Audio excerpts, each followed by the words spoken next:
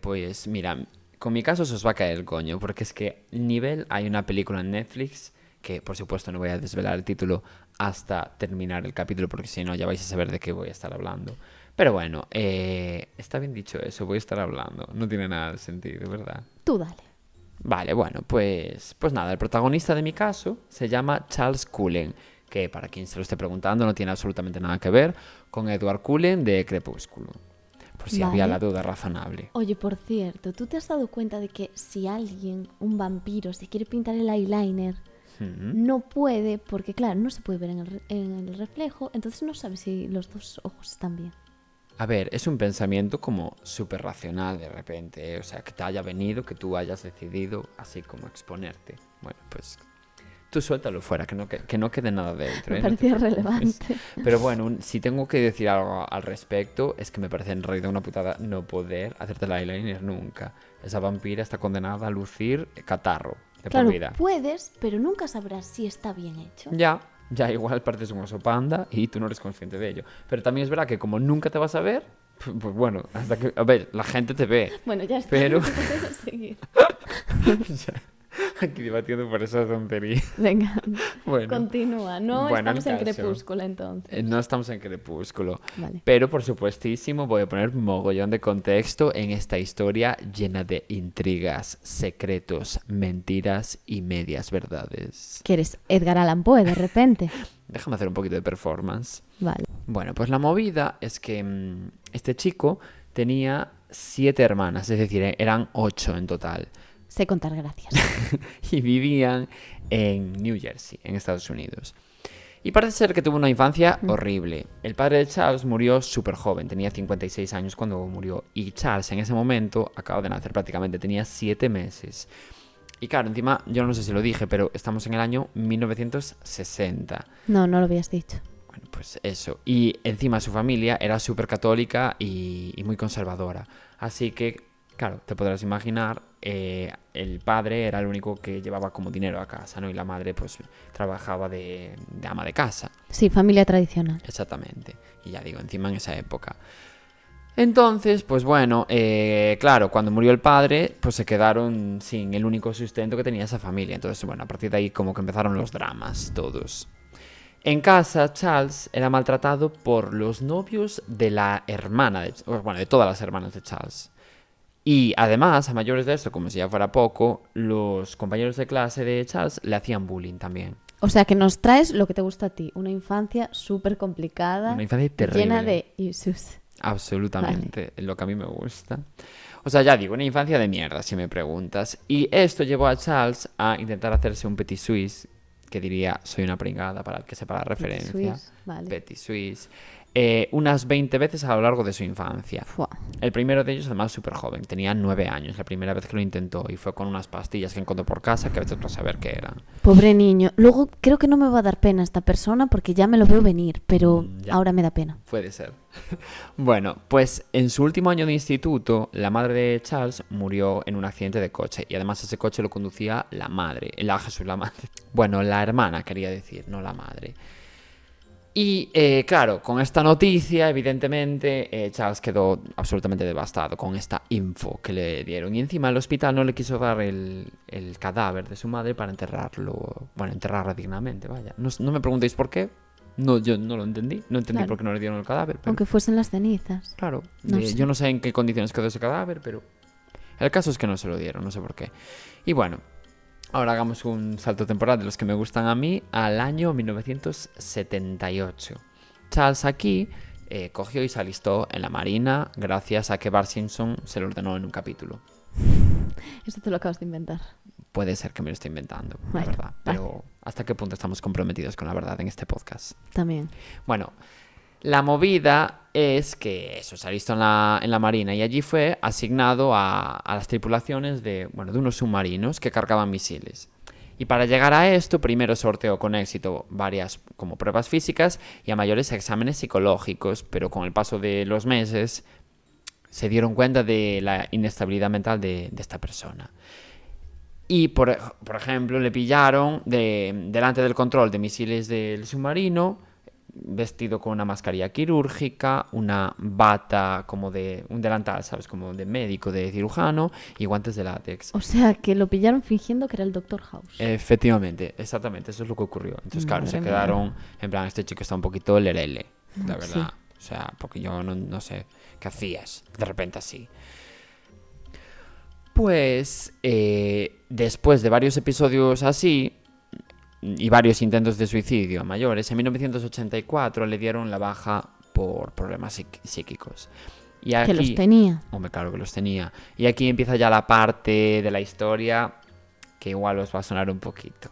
A partir de ahora, igual unís cabos y decís, ya sé quién es esta persona. No, me suena el nombre, pero no caigo en el caso. Ya verás, ya verás. Charles, después de lo que le pasó en la Marina, se anotó en una escuela de enfermería en New Jersey. Y efectivamente terminaría siendo enfermero, consiguiendo su primer empleo en 1987. O sea, es que socorro, esta persona podría ser compañera de trabajo mía. Socorro. O sea, ayuda. Socórreme, por favor. Bueno, continúo. Poco después de empezar a trabajar, Charles conoció a Adrienne Taub.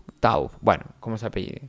Adrienne, vamos a llamarla Adrienne. Vale. Y empezaron una relación. De hecho, terminaría siendo su esposa y tendría 2 hijas con ella. Vale.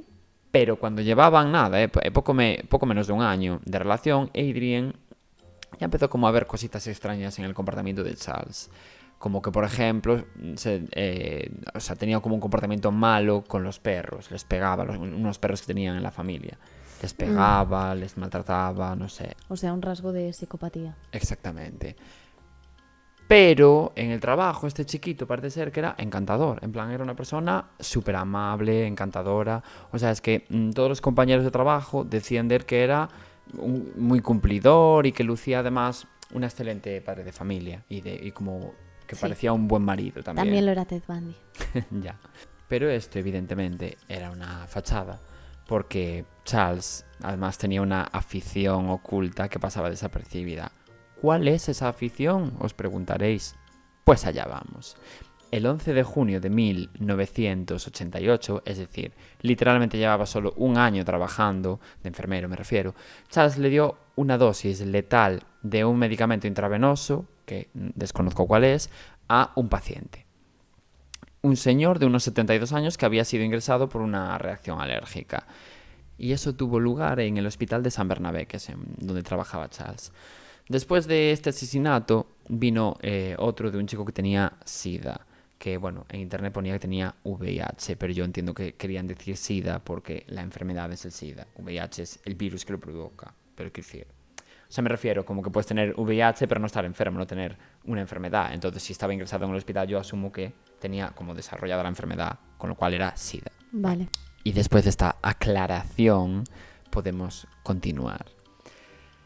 Charles mató a este chico, al chico que tenía SIDA me refiero, administrándole una dosis letal de insulina. Que, bueno, para quien no lo sepa, quiero decir, la insulina baja los niveles de azúcar. Entonces, si tú le pones una dosis de más, ¿no?, a una persona le bajas tanto los niveles de azúcar que, claro, acaba muriendo. Y entiendo que fue lo que le pasó a este chico. Vale. Bueno, pues no vayas a pensar que se quedó ahí. Después de estas 2 muertes vinieron otras 9 más en este mismo hospital. En total se había cargado ya a 11 personas sin que nadie se diera cuenta. Madre mía, que le cogió el gusto a asesinar. Es que increíble. Pero en enero de 1992 el hospital en el que trabajaba, el San Bernabé decidió abrir una investigación formal contra Charles, ¿no? Bueno, más que contra Charles, con todo lo que estaba pasando. O sea, no sabía que era él, pero Claro. sospechó. Después de tanta muerte. Porque Normal. supongo que ya les empezaba a cantear un poco, que todo el mundo de repente muriera de sobredosis de cosas, en Ya. plan, aleatoriamente, cuando entraban por otras movidas. Claro, tú date cuenta que esa gente ingresaba por, yo qué sé, pues eso, imagínate, por SIDA, y de repente morían por una hipoglucemia, pues era un poco extraño, no sé. No sé, como que no tenía mucho que ver. Pero bueno, antes de que el hospital descubriese nada, Charles decidió dimitir, ¿no? Y se fue, antes de que lo investigaran a él, se fue a otro sitio a trabajar. Vale. Un mes después comenzó a trabajar en el hospital Warren, en Phillipsburg. una ciudad de por allí, supongo. Y por supuestísimo, poco tardó en empezar a asesinar a gente otra vez.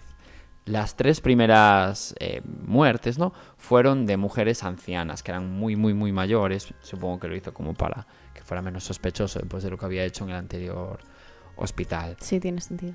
Claro, y a estas señoras les aplicó una sobredosis de una droga para el corazón. En internet yo no fui capaz de encontrar qué droga era, pero yo asumo que era la digoxina, porque, bueno, luego ya lo veréis el por qué después, pero es que además la digoxina, bueno, es un fármaco que se da para corregir como la frecuencia cardíaca de una persona que tiene una alteración de eso, ¿no? Entonces, claro, si tú le pones una dosis de más, pues le provocas un infarto, básicamente. Vale.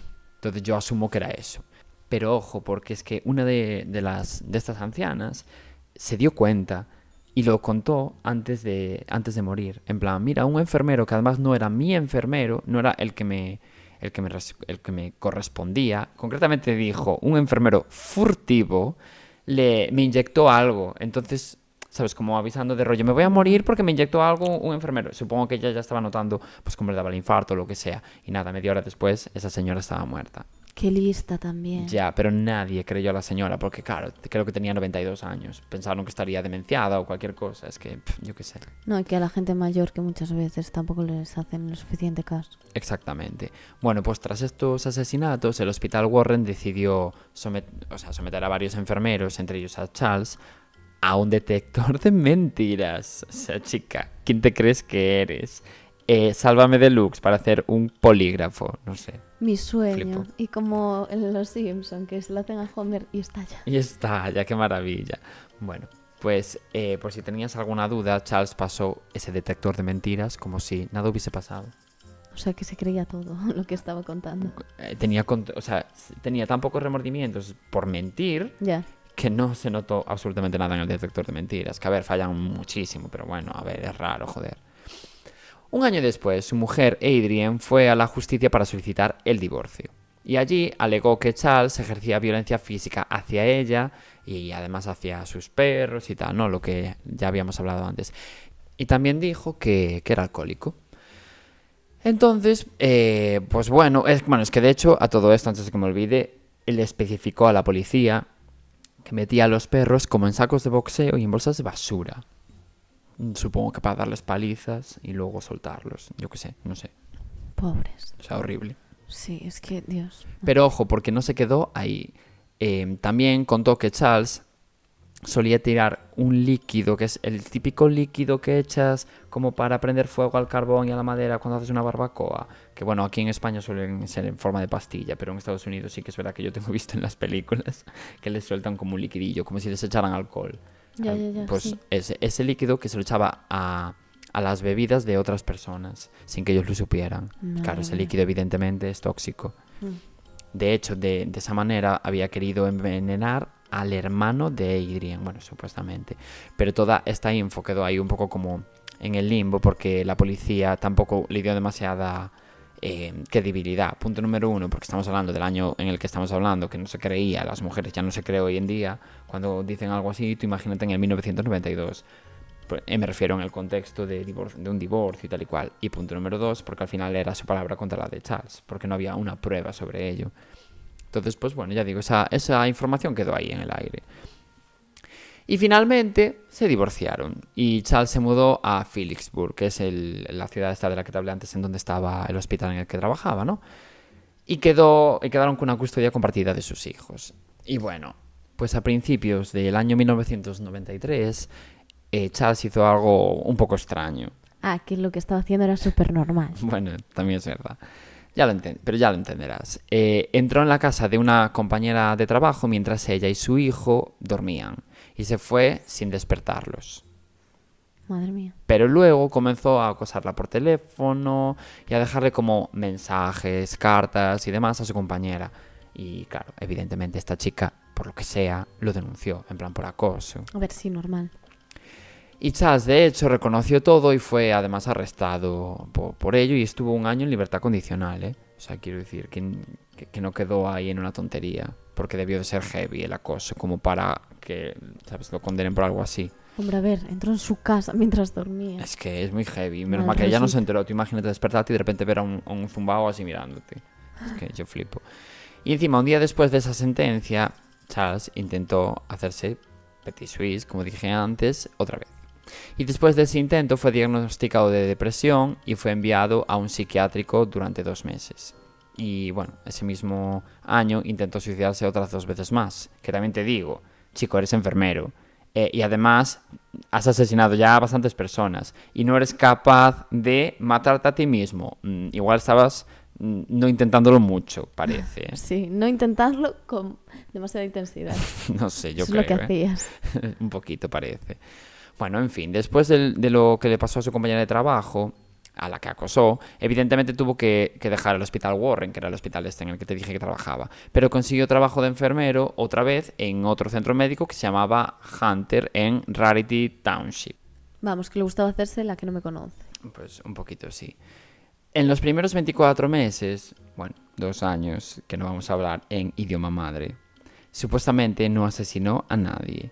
Y digo supuestamente porque todo esto que estoy contando lo sabemos por, os podéis imaginar, por declaraciones que dio él después. Pero claro, pueden ser perfectamente inventing. Y además los registros, curiosamente, de este hospital, los registros médicos, ardieron, fueron destruidos. Ah, casualmente.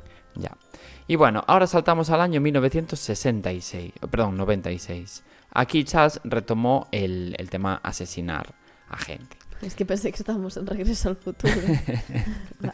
Sí. Y en los primeros 9 meses terminó con la vida de 5 pacientes suministrando sobredosis de digoxina. Por eso te digo que yo creo que antes también era digoxina, porque como ves la utilizó en algún momento. Sí, no hablo idioma enfermero, pero bueno, te lo acepto. Vale. Bueno, pues ya en el año 1997 empezó a trabajar en un centro durante unos meses que se llamaba Morristown Memorial Hospital o algo así. Pero fue despedido supuestamente por su mal desempeño laboral. Ah, o sea, que encima de matar gente, ni siquiera sabes hacer bien tu trabajo. Eso dice el hospital, pero seguramente el hospital sabía ya cosas y en vez de echarlo por lo que lo tienen que echar, que es por cargarse gente, lo echan por tu desempeño laboral. Luego ya explico a qué me refiero, que me vas a entender, pero quiero llegar al final de la historia para abrir ese debate. Vale.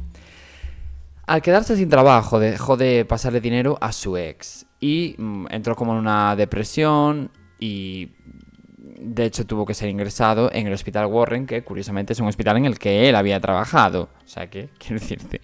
Y el tratamiento parece que no dio demasiados resultados, porque en la casa en la que vivía, sus vecinos lo encontraron varias noches persiguiendo gatos, pegando gritos por la calle, gritando cosas y hablando solo. Que bueno, te diré, hablando solo. Perdona, yo hablo solo todo el rato. Y que yo sepa. Hablar solo es maravilloso. Maravilloso. Yo discuto conmigo mismo. Guau, a mí me encanta discutir conmigo mismo. Es que... Porque nadie discute conmigo mismo como yo. Ya, es que solo tú lo haces también. Es impresionante. Y solo tú te cabreas tanto contigo mismo. Bueno, da igual. Bueno, eso. Pero, por increíble que parezca, en 1998 encontró trabajo otra vez. No me sorprende. Y en este caso en un centro de enfermería y rehabilitación Liberty, como se llamaba así, vaya, en Pensilvania.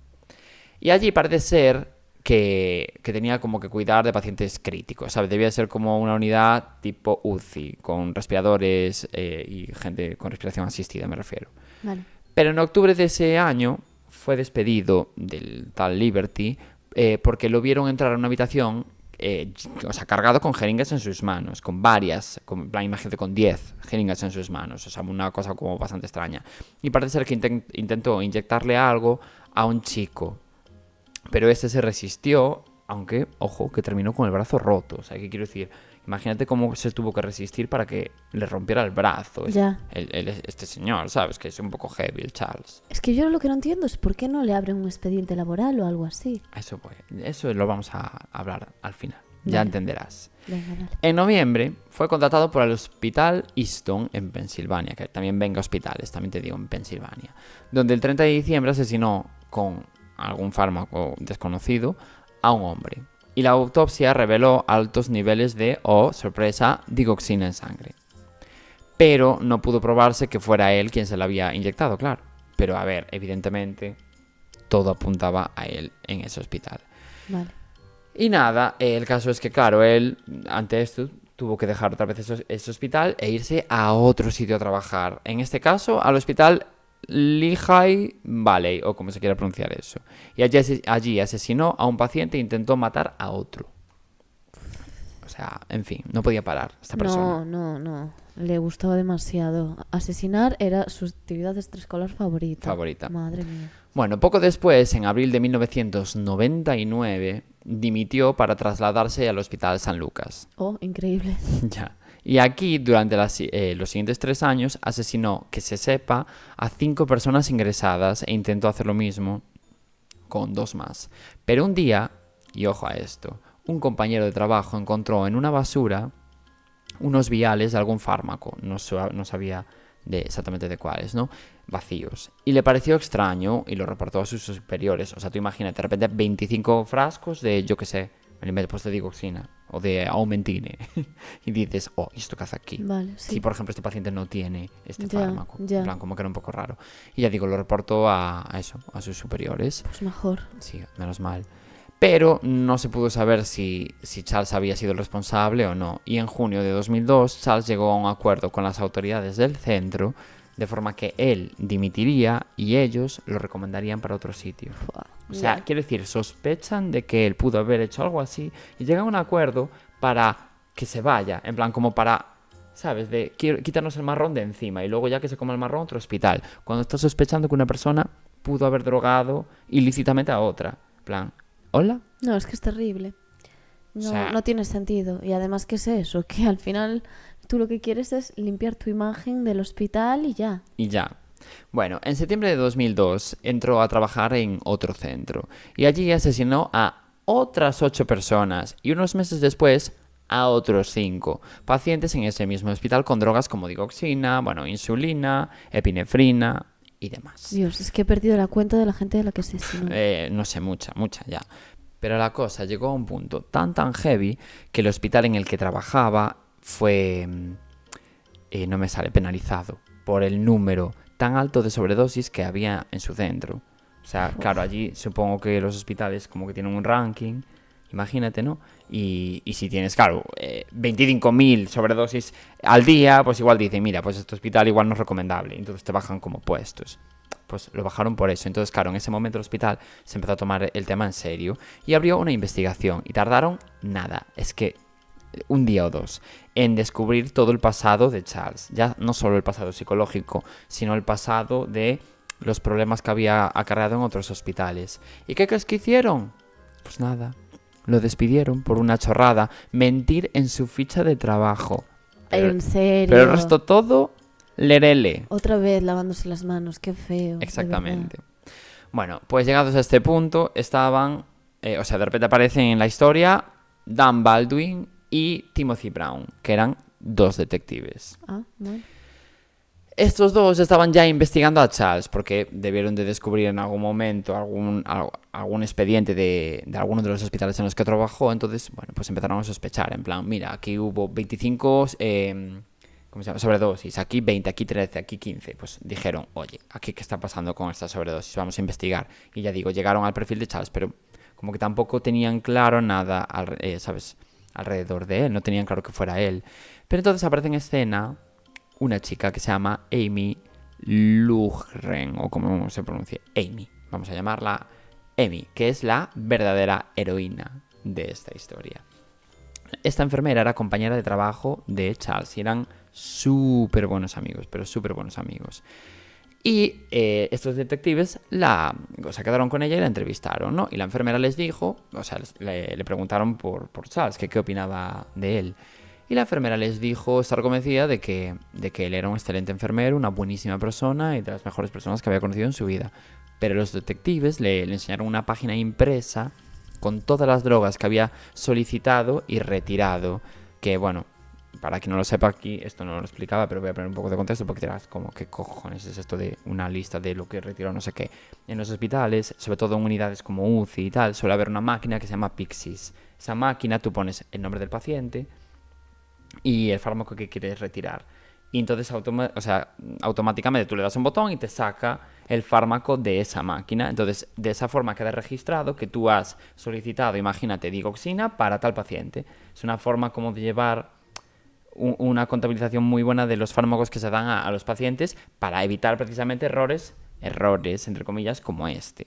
Vale. Lo que pasa es que, claro, en su caso no era un error. ¿Cómo te recreas en tu conocimiento sobre el tema? Bueno, pues chica, ya que me tienes, pues por lo menos darte un poquito de contexto extra que no te ofrece internet. Vale. Bueno, pues su amiga, evidentemente cuando le contaron todo esto, se le cayó todo el coño. Que es porque dije esa palabra, ¿no? Sí. Estaba claro. Bueno. Y de hecho, llegó a declarar, y cito textualmente, según lo vi, me di cuenta de que él estaba asesinando gente. Y quedé devastada. Había tantos retiros de medicaciones letales que me sentí traicionada por mi propia intuición y no lo vi venir. A ver, yo creo que esto es como un poco de...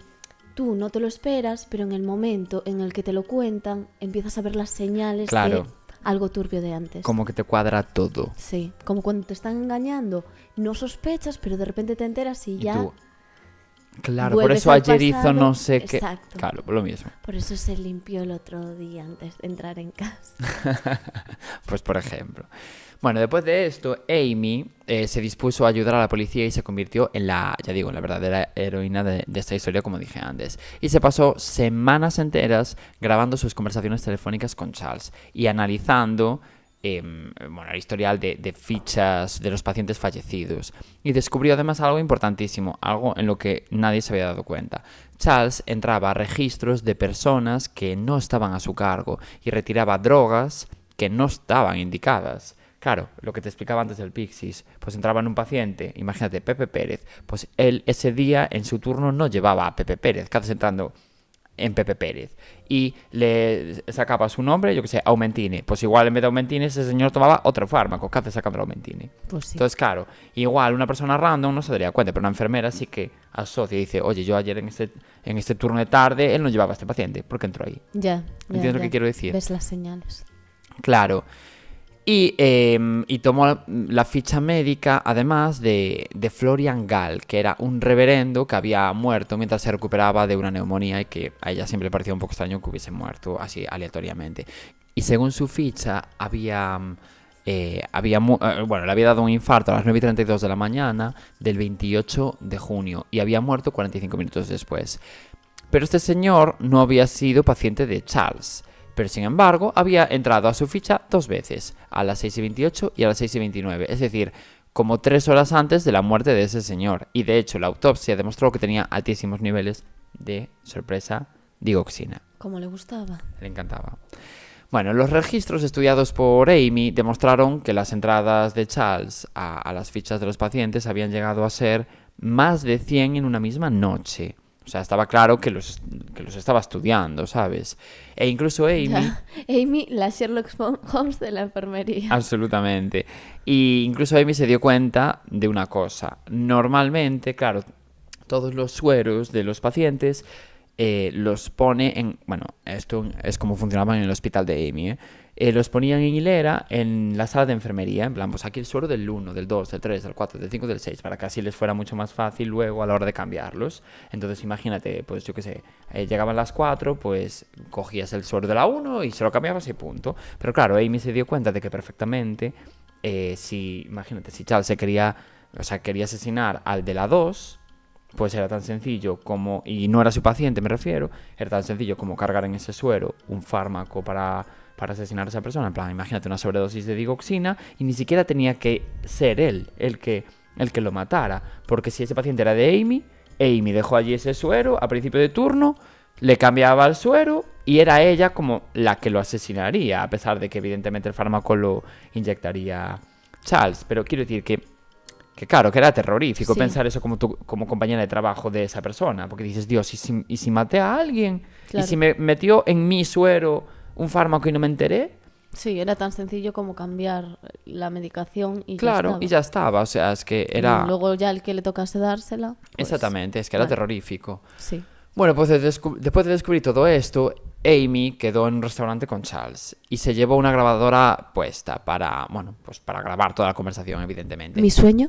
Ya, obviamente. Y ahora paso a decir la conversación textualmente. Amy le dijo, yo sé que eres culpable, sé que lo hiciste. Y todavía estoy aquí, te llevo yo a la policía. Y él, después de cambiarle, claro, de cambiar la cara, ¿no? Por completo, en plan de que se Hombre. quedó a cuadros. Y lo complicado que tiene que ser que Hombre. decirle eso a un amigo tuyo. Claro. A uno de tus mejores amigos. Que tiene que ser duro, pero es que al final estás matando gente. Exacto. Por lo que sea, el Bro Code no permite asesinar gente. Y bueno, él le respondió, quiero caer peleando, en plan, quiero morir matando. Y después de esa reunión de Amy con Charles, él fue arrestado. Pero las pruebas no eran lo suficientemente contundentes como para meterlo en la cárcel. Necesitaban como una confesión de él, Claro. los detectives. Así que le vuelven a pedir otra vez ayuda a Amy. Y ella, pues, mantiene dice, venga, pues pa'lante. Y queda con él y lo intenta manipular, como para sonsacarle una confesión. Porque como a él ya le había dicho lo de quiero caer peleando, y ya sabía que Amy sabía todo, pues dijo, venga, tiro pa'lante. Vale. Y Amy debía ser súper buena persona, porque en unas declaraciones después, en una entrevista, llegó a decir, Dios, me sentí fatal porque yo sabía que lo estaba manipulando para que confesara y se fuera a ir a la cárcel. Pero en realidad te sientes mal, jolín, por estar, en plan, descubriendo que una persona que es compañero tuyo haya asesinado a tantas personas. Pero claro, yo también entiendo que, jolín, es tu amigo. ¿Cómo no te vas a sentir un poco culpable en el fondo? Ya en la balanza estaba hacer de inspectora Gadget o ser buena amiga. Bueno, pues después de esa conversación, Amy consiguió sonsacarle como una pequeña confesión, porque ella le dijo, ¿quién fue tu primera víctima? ¿Hace mucho? ¿Hace poco? Y Charles le contestó que bueno, que había sido hacía mucho tiempo atrás. Entonces, claro, con eso ya fue suficiente como para saber que por lo menos había matado a alguien. Y ahí, evidentemente, ya lo tenían. Lo tenían en donde querían. Y el 14 de diciembre de 2003 fue detenido y acusado de un asesinato y un intento de homicidio. Que fue lo máximo que pudieron sacar de él. Muy bien, genial. Pero bueno, la investigación siguió y lo interrogaron. Y al final consiguieron sonsacarle que había matado a muchísima gente. De hecho, se estima que pudo haber sido responsable de hasta 400 muertes. Y de ser así, sería el asesino en serie más prolífico de la historia. Dios, qué locura. Es que claro, nunca se va a saber exactamente el número de víctimas. Exactamente, porque es que, claro, tuvo que ser una barbaridad, supongo. No, pero quiero decir que al final que puede renegar de ciertas muertes y Sí. nunca se va a saber 100% porque no hay pruebas. Sí, eso es cierto. Como estaba trabajando, al final... Y bueno, el 2 de marzo de 2006 fue sentenciado a 11 cadenas perpetuas consecutivas en el estado de Nueva Jersey. Y el caso de este chico, bueno, provocó bastantes cambios legislativos porque aquí, esto es el debate que quería abrir antes. Todo esto pasó, en parte, por una cosa que aquí sería imposible que ocurriese, porque aquí tenemos una cosa que se llama sanidad pública que, por favor, tenemos que conservar entre todos. Vaya. Porque al final esto eran hospitales privados, eran negocios y sabían lo que él estaba haciendo en todas esas investigaciones, sabían lo que él estaba, que estaba asesinando a gente. Y en vez de pararlo, claro, tú imagínate que eres una empresa y reconoces que en tu hospital hay un enfermero que está asesinando a tus clientes, porque no dejan de ser clientes. Evidentemente pierdes tu prestigio como hospital, como empresa, y te puedes ir a la quiebra o lo que sea, o perder dinero, y ellos no querían hacer eso, aunque fuera a costa de jugar con la vida de personas. Entonces, escorrían el bulto y decían, nada, pues mira, te hacemos una carta de recomendación, pero tú a cambio dimites. Y hacían así, hospital tras hospital, nadie decía absolutamente nada, hasta que tuvo que ser una compañera de trabajo la que desveló todo. Y por eso, ya digo, esto provocó cambios legislativos, pues que si pasaba una cosa así, los hospitales tuviesen la obligación civil de comunicarlo, porque no puede ser que porque tú quieras ganar más dinero haya 400 asesinados. Es que es increíble. No, ya, y aún hay gente hoy en día que aboga por privatizar la sanidad. Es que yo ya digo, es que la salud de las personas no puede ser un negocio. No, Es exactamente. que es lo que hay. No, Pero y bueno. además es que parece que cuando estamos hablando de personas enfermas o de gente de edad avanzada, como que tienen menos valor sus vidas. Sí, absolutamente. Es que no puede ser. No sé, es como que no se le da la suficiente importancia. 400 muertes que quedan ahí como si Sí, nada. totalmente. Y bueno, hasta aquí mi caso, porque casi he monopolizado yo este capítulo. Sí, es tu venganza por lo que pasó el otro día. Mi venganza, pero es que era un caso súper interesante y muy largo. Entonces, ¿yo qué hago? Me mato. Sí, yo ya lo hice el otro día, así que no te voy a decir nada.